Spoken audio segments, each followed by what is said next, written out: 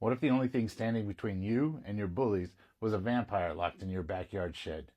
That's the bloody setup for The Shed from 2019, and it goes off the rails in the very best way. Real, and this is week 46 of the Oh My Horror Challenge. Theme this week is vampires, and today we're talking about The Shed, currently streaming on AMC+. Written and directed by Frank Sabatella from a story by Jason Rice and starring J.J. Warren, Cody Castro, and Sophia Happenon. This one follows Stan, an outcast kid dealing with bullies, grief, and a monster in the shed behind his house. Once Stan realizes the creature is a vampire, he has to choose. Do you hide it, do you fight it, or do you use it? The writing on this one isn't perfect, especially the final scene, which just bounces back and forth a little bit too much. But the core idea, it hits hard. A kid who's been pushed his whole life suddenly has something very powerful and very dangerous in his control. The script explores revenge, rage, and the thin line between survival and becoming the monster yourself. The pacing is standard teen horror setup. Slow burn, tease the creature, then unleash hell in the final act. It's not groundbreaking, but it stays entertaining and it never fully loses steam. The characters are familiar but very well played. J.J. Warren brings real weight to Stan, especially in the scenes where you can just feel how tired he is of being everybody's target.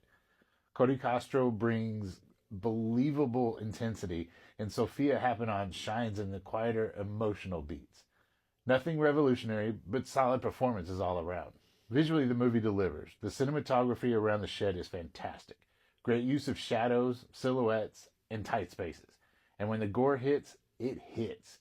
The special effects are grisly, messy, and satisfying in the, yep, a vampire definitely did that kind of way.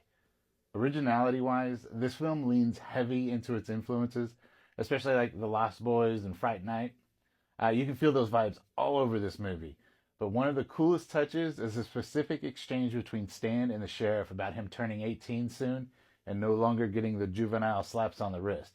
That's a direct reflection of a nearly identical conversation that took place in The Blob from 1988.